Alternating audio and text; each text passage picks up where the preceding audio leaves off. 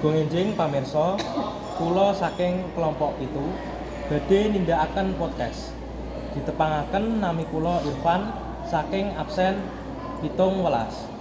Mentepangaken nami kula Tenaga Salsabila Raihana saking absen 26.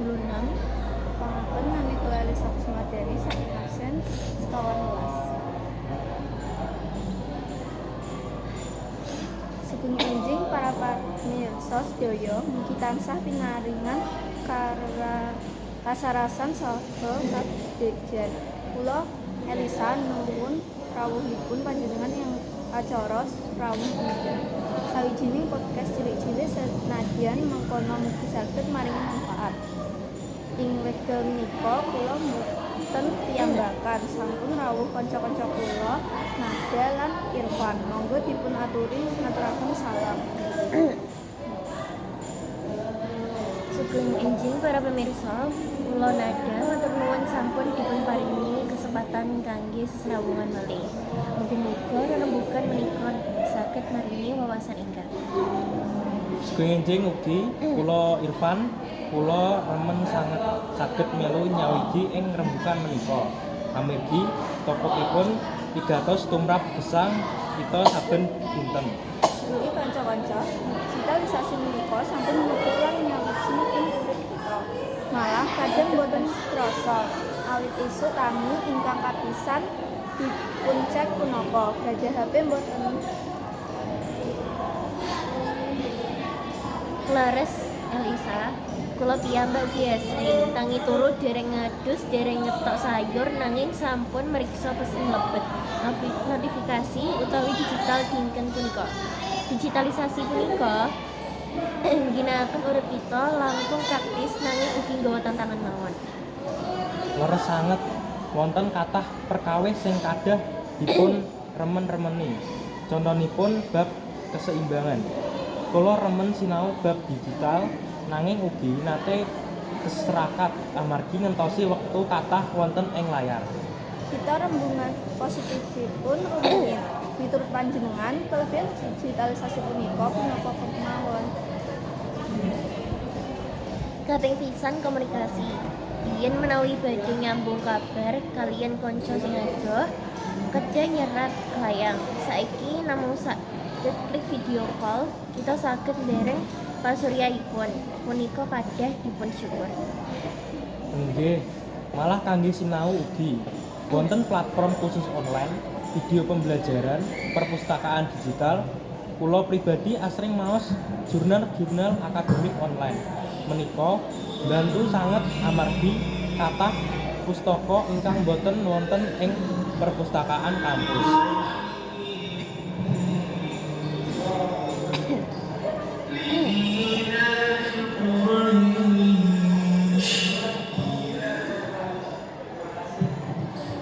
Nggih bener uga masalah privasi dados warga digital menika kedah hati-hati. Asring wonten penipuan, tautan mencurigakan utawi bocor data pribadi.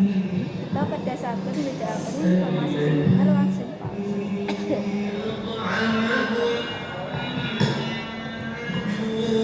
Lan ugi masalah etika komunikasi.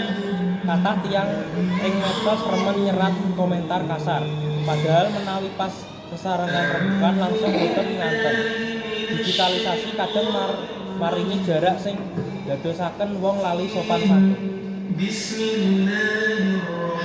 Kula setuju.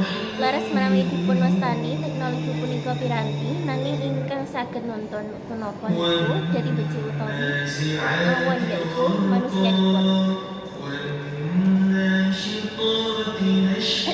Sebagai tetep alasan produktif kita perlu strategi. Panjenengan nindakaken punapa ing saben dinten kanthi ngatur digitalisasi.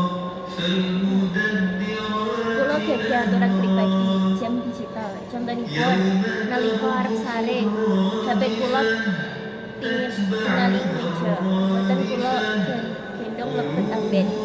Menawi boten mekaten, saged nganti dalu mirsani video terus.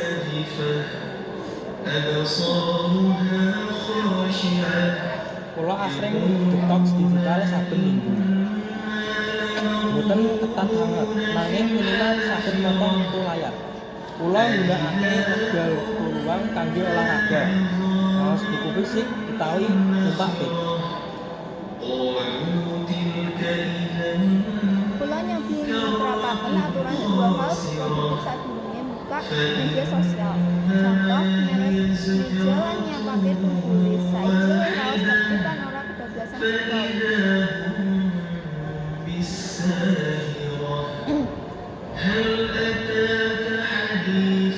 Nate sanget kados menawi saking buka HP wonten berita anyar, tren anyar, challenge anyar nganti konten anyar. Nganti pikiran rasane sumpek. Kula nate nganti uninstall pirang-pirang aplikasi amargi boten kuat terus notifikasi ingkang boten entente. Nggih, menika asring dipun sebat infobesity. Kita temukan informasi nanging ora kabeh nutrisi. Nggih, kados panganan. Kadang malah informasi sing ora penting sing paling rame muncul. Menawi mboten hati-hati, saged merusak fokus lan produktivitas.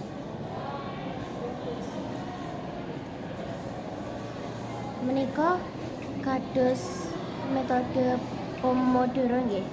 Kula nate nyobi lan migunani sanget. Digital ora tansah ndadekake kita ora fokus. Nanging kita sing kudu nyetel cara migunakake supados tetep efektif.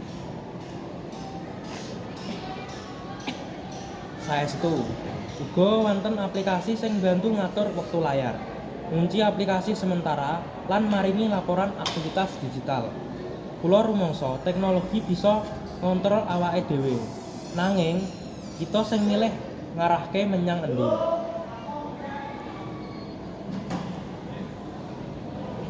Kanca-kanca, kula kepingin ngrembug babagan pengaruh digital ing hubungan sosial. Panjenengan nate ngrasa hubungan karo kanca utawa keluarga malih rasane luwih adoh amargi saben wong sibuk karo gawe. Nggih nate. Kadang-kadang pas dar bareng saben wong malah ndeleng layar, duduk pasurian.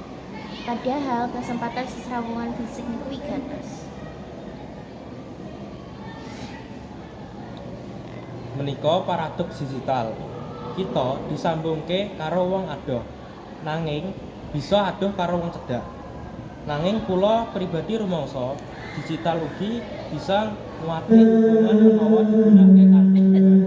Contoh, kula remen video call karo keluarga ing kampung. Menika ndadekake kangge boten abot-abot banget. Inggih, kula ugi kanggo keluarga adoh digital punika berkah. Nanging kangge hubungan cedhak, kita kudu ngatur batas, kaya aturan nomor HP nalika mangan. Menika kula terapkan ing griya.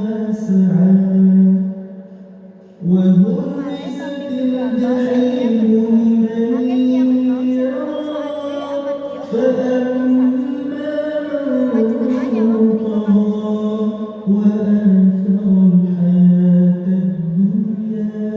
Kula nganggep menika tantangan nanging ugi kesempatan. Boten kabeh pakaryan ngganti mesin. Nanging akeh pakaryan sing buat cara.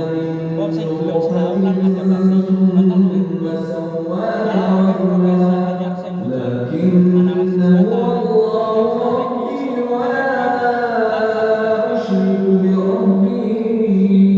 lan Leres sanget. Kula nate melu